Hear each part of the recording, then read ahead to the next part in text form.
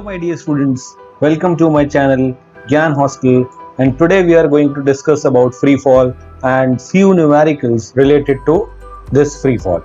Okay, so basically free fall एक बहुत simple सा कॉन्सेप्ट है जिसमें क्या है कि कोई भी ऑब्जेक्ट जो है वो under the action of gravity fall करेगा, मतलब इसके ऊपर एक्सेप्ट ग्रेविटेशनल फोर्स कोई और फोर्स इस पर एक्ट नहीं कर रहा होगा। ठीक है, तो ऐसा फोर्स, ऐसा फॉल जिसमें सिर्फ और सिर्फ ग्रेविटी एक्ट कर रही हो, ऐसे फॉल को हम बोलते हैं free fall. Okay, is it clear? अब फ्री फॉल जो है it does not depend on the mass of the object. ये किसी भी ऑब्जेक्ट के मास पर डिपेंडेंट नहीं होता, it is independent of mass. तो अगर मैं वैक्यूम क्रिएट कर दूं एक रूम के अंदर और उसमें मैं आयरन बॉल को और फेदर को एक साथ फॉल करवाने दूं, ड्रॉप कर दूं बेसिकली, तो दोनों जो हैं सेम ही पेस से नीचे आएंगे। So this is free fall. Is it clear? तो यहां से हमें ये पता चला कि in case of free fall mass जो होता है उसका कोई रोल नहीं होता है। ठीक है, मतलब अगर दो ऑब्जेक्ट का अलग अलग मास है तो उसका कोई रोल नहीं है इसका। Clear? Okay, now acceleration due to gravity is 9.8 metre per second square on the surface of the earth. ये वैल्यू हमारी फिक्स्ड है अर्थ के सरफेस पर। ठीक है, तो इसका बहुत इंपॉर्टेंट रोल होता है फ्री फॉल के जब हम न्यूमेरिकल सॉल्व करते हैं। सो आपको फ्री फॉल की जो डेफिनेशन है वो तो क्लियर हो गई होगी कि when an object falls under the action of gravity only. Okay, अच्छा, अब इससे रिलेटेड हम कुछ न्यूमेरिकल्स कर लेते हैं। ठीक है, बहुत इजी न्यूमेरिकल्स हैं, इसमें कुछ बहुत ज़्यादा पंगेबाजी है नहीं। तो दो तीन न्यूमेरिकल्स हम इस वाले पार्ट में करेंगे। Okay, so our first numerical is a ball is thrown vertically upwards at a speed of 19.6 metre per second. एक बॉल को अपवर्ड डायरेक्शन में थ्रो किया गया, ठीक है, जिसकी जो स्पीड है वो है 19.6 मीटर पर सेकेंड। क्लियर हुआ? ओके, आगे बढ़ते हैं। तो ये इनिशियल है, फाइनल है, ये देखते हैं अभी। चलो, okay, from the top of the tower returns to the earth, मतलब जिसने भी इसको थ्रो किया है वो एक टावर पर खड़ा हुआ है। ठीक है, ऑब्वियसली जब बॉल ऊपर जाएगी तो वहां से नीचे भी आएगी, लाइक दिस। ये क्लियर हो गया? ओके, तो यहां पर at this point, at when the ball reaches its maximum height, the velocity will be 0, right? ये तो हम सभी को मालूम है, क्लास 11th में तो हम ये चीज डिस्कस कर ही नहीं सकते। ओके, अच्छा, अब वो जो बॉल है वो अर्थ पे रिटर्न हो जाती है 6 सेकेंड्स में। टाइम आपको कितना दिया हुआ है? 6 सेकेंड्स। ओके, सो अब गिवन क्या क्या है मैं यहाँ पर लिख देता हूँ। इनिशियल वेलोसिटी जिससे आपने ऑब्जेक्ट को थ्रो किया है that is 19.6 metre per seconds. Okay, time जो है वो आपको गिवन है 6 seconds. Okay, and acceleration due to gravity, क्योंकि आपने अपवर्ड थ्रो किया है तो वो हो जाएगा negative of 9.8 metre per second square. Okay, now बहुत सिंपल है, क्या निकालना है हमें निकालना है find the height of the tower. तो अब इसको मैं h मान लेता हूँ, ठीक है, और इसको हम सॉल्व करने की कोशिश करते हैं। तो हमारे पास एक इक्वेशन ऑफ मोशन है, s is equal to ut plus half at square. s equal to ut plus half at square. s we have to calculate, u is 19.6, time is 6 plus half, a is minus 9.8 and t again is 6 square। तो अगर मैं इसको calculate करता हूं तो ये मेरे पास आता है 117.6 माइनस 176.4। ओके, और इससे मेरे पास जो फाइनल वैल्यू आती है वो आती है नेगेटिव ऑफ 58.8 मीटर्स। ठीक है, अब वी नो दैट जो डिस्टेंस होता है वो कभी भी नेगेटिव नहीं होता है, इसीलिए s is equal to 58.8 meters हमारा फाइनल आंसर होगा। ये बात समझ आ गई सबको? क्लियर हो रहा है? Okay, so now moving ahead to our next numerical. ये अच्छा न्यूमेरिकल है, इसको मजा आएगा करने में। ठीक है, अब समझने की कोशिश करते हैं। अ ball is throne up is caught by a thrower after 4 seconds. मतलब एक बॉल को अपवर्ड डायरेक्शन में थ्रो किया गया, लाइक दिस, अपवर्ड डायरेक्शन में थ्रो कर दिया गया। ठीक है, और जो थ्रोअर था वो यहाँ पर है, और after a certain period of time that is 4 seconds. ठीक है, थ्रोअर जो है उसने वो बॉल को कैच कर लिया। ठीक है, थ्रोअर ने उस बॉल को कैच कर लिया। तो जो टाइम है, टोटल टाइम जो है वो हमें गिवन है 4 सेकेंड्स। अब we know that time of ascent is equal to time of descent. ठीक है, मतलब time of ascent is equal to time of descent. Okay, so according to this जितना टाइम उसको ऊपर जाने में लगा उतना ही टाइम नीचे आने में लगा। और ये जो टोटल टाइम, अगर मैं इसको t1 ले लेता हूं और इसको t2 ले लेता हूं, so we have t1 plus t2 is equal to 4। और क्योंकि ये दोनों इक्वल हैं इसलिए t1 equal to t2 equal to 2 seconds. ये तो क्लियर है, इसमें तो आपको कोई डाउट होना नहीं चाहिए। ठीक है, ओके, अब आगे बढ़ते हैं। पहले केस लेते हैं अपवर्ड मोशन का। ठीक है, for upward motion of the ball u जो होगा वो 0 हो जाएगा। ठीक है, ये मैं ले रहा हूं अपवर्ड मोशन के लिए, राइट? u 0 होगा। ठीक है, ओके, सॉरी, u 0 नहीं होगा, u हमें कैलकुलेट करना है। Sorry, it's my mistake. Okay, u हमें कैलकुलेट करना है और v 0 होगा। क्यों? क्योंकि जो टॉप मोस्ट पोजिशन होगी वहां पर तो बॉल रेस्ट पोजिशन में चली जाएगी, इसलिए v is equal to 0। And time we know that 2 seconds, क्योंकि टाइम क्या है हमारा t1 है यहाँ पर। ओके, एंड g जो होगा, क्योंकि वो ऑपोजिट डायरेक्शन में जा रही है बॉल ग्रेविटी के, इसलिए हमारा g नेगेटिव हो जाएगा। ठीक है, अब what we have to calculate is u। तो मैं सिंपल जो हमारी सबसे बेसिक आइडेंटिटी है v equal to u plus gt, ये पुट कर देता हूं, और मुझे क्या मिलने वाला है? मुझे मिलने वाला है 0 equal to u minus 9.8 multiplied by 2। तो u कितना आ जाएगा मेरा? u will be 19.6 metre per second.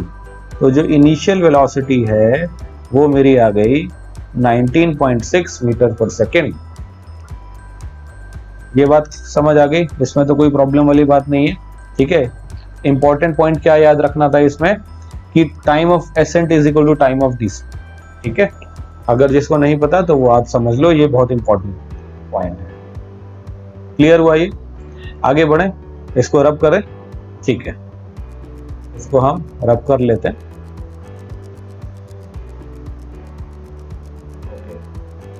तो नाउ अब एक चीज तो हमने निकाली कि भाई जिस वेलोसिटी से उसको थ्रो किया गया वो हमारी वेलोसिटी 19.6 है। ठीक है, इसमें तो कोई प्रॉब्लम नहीं। चलिए आगे बढ़ते हैं। Now maximum height attained by the ball, कितनी हाइट जो है वो, how high did it go and what with what velocity was it thrown. तो जिस वेलोसिटी से उसको थ्रो किया गया वो तो हमने कैलकुलेट कर ली। ठीक है, अब हमें कैलकुलेट करना है कि डिस्टेंस कितना उसने ट्रैवल किया। So s is equal to ut plus half at square. S मुझे कैलकुलेट करना है, यू मैं कैलकुलेट कर चुका हूं 19.6 इंटू टाइम मुझे कैलकुलेट करने की जरूरत नहीं है, मैं ऊपर लिख चुका हूं 2, okay, half g is my negative of 9.8 multiplied by 2 square, okay. So after calculating all this, ठीक है, तो मेरे पास डिस्टेंस की वैल्यू आ जाएगी 19.6 मीटर्स, ठीक है। ये क्लियर हुआ? कोई प्रॉब्लम इसमें? मुझे नहीं लगता कोई प्रॉब्लम होनी चाहिए, ठीक है। यहां तक समझ आ गया, ओके। तो अब हमारा वो उसकी मैक्सिमम हाइट क्या थी ये भी हम कैलकुलेट कर चुके हैं, कितनी वेलोसिटी से वो उसको थ्रो किया गया ये भी हम कैलकुलेट कर चुके हैं। Now the tricky part is how far was it below the highest point 3 seconds after it was thrown। मतलब अब समझो इसी कंडीशन को कि भाई टोटल टाइम यहां से और यहां तक अगेन पहुंचने का जो टोटल टाइम है वो है 4 सेकेंड्स। अब वो बोल रहा है कि मैक्सिमम हाइट से वो कितनी दूरी पर होगा, कितनी हाइट पर होगा डाउनवर्ड डायरेक्शन में after 3 seconds it was throne. मतलब जब उसको थ्रो किया गया उसके 3 सेकेंड के बाद वो यहां से कितनी हाइट पर होगा। बात समझ आई? तो अब इसको हम दूसरे तरीके से भी देख सकते हैं। हमने अपने लिए इजी कर लिया क्या कि भाई अगर 3 सेकेंड है इसका मतलब तो 2 सेकेंड तो यही यहां से ऊपर जाने में लग गए उसको, ठीक है। और 1 सेकेंड ये इसने हाफ डिस्टेंस ट्रेवल किया होगा यहां से यहां तक, तभी तो 3 सेकेंड्स हुआ। 2 + 1 3, ओके। तो हम क्या कर रहे हैं, हम कैलकुलेट कर रहे हैं सिर्फ ये वाला पार्ट, ठीक है। तो ये टाइम कितना हो जाएगा, दिस टाइम इज 1 सेकेंड। तो अब हम क्या कैलकुलेट कर रहे हैं कि मैक्सिमम हाइट से 1 सेकेंड के बाद उसने कितना डिस्टेंस ट्रेवल किया, वही हमारा आंसर हो जाएगा ऑटोमेटिकली। बात समझ आई? नहीं आई? फिर से समझो कि भाई ऑब्जेक्ट को मैंने ऊपर थ्रो किया इस डायरेक्शन में तो उसने 2 सेकेंड लिए, उसके बाद वो वहां से नीचे आया तो उसने अगेन 2 सेकेंड लिए, और मुझे चाहिए 3 सेकेंड के बाद उसने कितना डिस्टेंस ट्रेवल किया। तो मैं यहाँ से पूरा यहाँ तक जाऊंगा, ये टोटल 3 सेकेंड हो गया।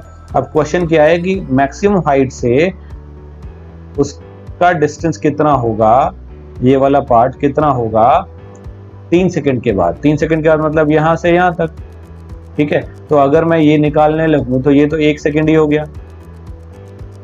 इस पॉइंट से 1 सेकेंड के बाद उसने कितना डिस्टेंस ट्रेवल किया वही मेरा आंसर हो जाएगा।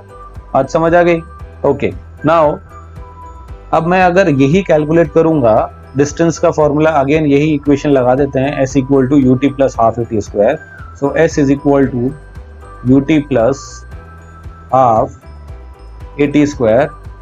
तो u जो हो जाएगा वो तो 0 हो जाएगा क्योंकि इस पॉइंट पर इनिशियल वेलोसिटी इज 0। तो 0 इंटू टाइम कुछ भी हो हमारा कोई लेने देना नहीं है, बट फिर भी 1 पुट कर देते हैं, ठीक है। ओके, ½ इंटू एक्सेलरेशन क्या हो जाएगा, क्योंकि डाउनवर्ड डायरेक्शन में ही आ रहा है तो पॉजिटिव होगा, ठीक है। टाइम कितना है 1 square. So distance will be 4.9 meters. Clear हुआ? मजा आया इस क्वेश्चन को करके? ओके।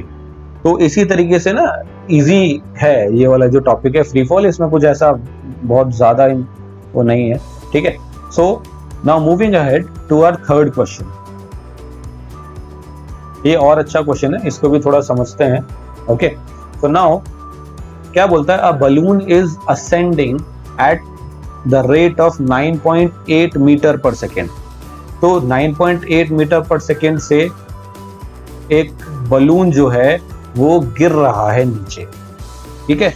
अब बलून नीचे गिरता है, अच्छा वो बलून भी क्या है जो कि फूड पैकेट को लेकर ड्रॉप हो रहा है, ठीक है। तो अब यहां पर समझने वाली बात क्या है कि हम इसको मान लेते हैं पैराशूट। तो पैराशूट जो है, अब अगर ये फूड पैकेट है और इससे वो पैराशूट कनेक्टेड है लाइक दिस, ठीक है।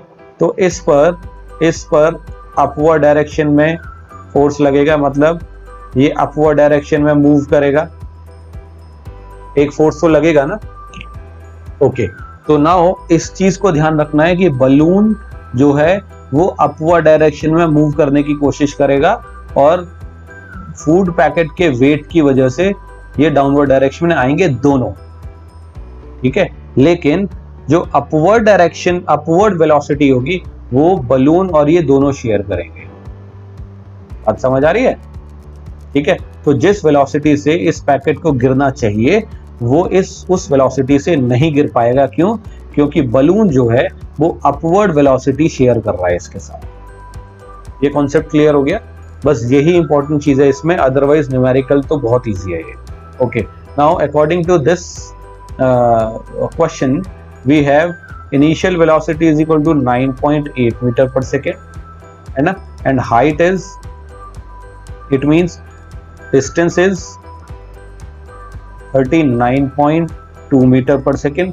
लेकिन अगेन वही कॉन्सेप्ट आ गया कि ये अपवर्ड डायरेक्शन में मूव कर रहा है और जो वेलोसिटी है वो डाउनवर्ड डायरेक्शन में है, तो दोनों की डायरेक्शन ऑपोजिट हो गई।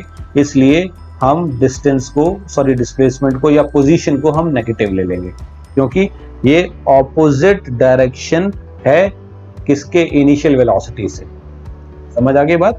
ओके, नाउ जी जो है वो हो जाएगा हमारा -9.8 मीटर पर सेकेंड स्क्वायर। बात समझ आ गई? अगेन नेगेटिव आ गया, क्यों आया वो मैं आपको बता चुका हूं, ठीक है। तो अब हमें क्या कैलकुलेट करना है? After how much time and with what velocity does it reach the ground. बात समझ आई? ओके, तो अब क्योंकि हमारे पास डिस्टेंस है, इनिशियल वेलोसिटी है, एक्सेलरेशन है, तो हम क्या नाम है कुछ करने की कोशिश करते हैं। Okay, so now s is equal to ut plus half at square, ठीक है। a लिखो, g लिखो, चलो g कर देते हैं। ओके, बात एक ही है। Okay, now distance is -39.2, okay, u is 9.8, okay, and t as it is, t हमें मालूम नहीं है, half g is -9.8 and t is again unknown। तो अब आप देख पा रहे होंगे ये एक क्वाड्रेटिक इक्वेशन बन गई है। तो अगर मैं इसको सिंप्लीफाई कर दूं थोड़ा सा, तो what I have 4.9 t square minus 9.8 t, क्योंकि इसको इधर ले गया, इसको भी इधर ले गया, तो ये पॉजिटिव हो जाएगा और ये नेगेटिव हो जाएगा और हमारा ये एज इट इज रहेगा इक्वल टू 0। अब एक क्वाड्रेटिक बन गई। अब आप इसमें देख पा रहे होंगे कि 4.9 जो है वो थ्रू आउट कॉमन आ रहा है, ठीक है। तो 4.9 को मैं यहाँ से कॉमन ले लेता हूँ। 4.9 is common and we have t square minus 2t minus 8। Okay, so अब ये तो इधर जाके 0 हो जाएगा, वैनिश, ठीक है। अब यहाँ पर ये क्वाड्रेटिक जो बनी इसके अगर आप रूट्स निकाल लेते हैं तो 4 and plus 2 equal to 0। Clear हुआ? तो from here t is equal to 4 and -2। Time कभी भी नेगेटिव नहीं होता है तो ये रिजेक्ट हो जाएगा। So we have time equal to 4 seconds. यहाँ तक क्लियर हो गया? इसमें तो कोई डाउट नहीं है। सो टाइम जो है वो हमारा 4 सेकेंड्स आ गया, ठीक है। अब करना क्या है, हमें क्या निकालना था? हमें निकालना था वेलोसिटी, ठीक है। हाउ मच टाइम हम कैलकुलेट कर चुके हैं। अब हमें निकालना है किस वेलोसिटी से वो ग्राउंड को टच करेगा, ठीक है। तो अगेन हम इक्वेशन ऑफ मोशन पुट कर देते हैं, v equal to u plus gt। तो ये क्या हो जाएगा? v equal to 9.8 minus 9.8 into 4। Clear हुआ? ओके, तो now v equal to negative of 29.4 meter per second. ये हमारी फाइनल वेलोसिटी हो गई, ठीक है। अब यहाँ पर नेगेटिव साइन क्या शो कर रहा है? ये शो कर रहा है कि वेलोसिटी जो है वो वर्टिकली डाउनवर्ड डायरेक्शन में थी, बट इनिशियल वेलोसिटी कहाँ थी हमारी? अपवर्ड डायरेक्शन में। तो उससे ये नेगेटिव डायरेक्शन क्या शो करता है कि ये ऑपोजिट डायरेक्शन में। समझ आ गया? ओके, अब ये वीडियो बहुत लंबी हो गई है, ठीक है, सिर्फ 3 हमने क्वेश्चंस किए, 3 न्यूमेरिकल्स किए और 20 मिनट हो गए, ठीक है। तो अब ज़्यादा इस वीडियो को खींचेंगे नहीं और छोटे छोटे पार्ट्स में न्यूमेरिकल्स करेंगे हम। कोई भी डाउट हो तो you can write in the comment section, okay. And this is your channel, share this as much as you can, subscribe and like this video. Thank you very much. This is Tushar Bharadwaj.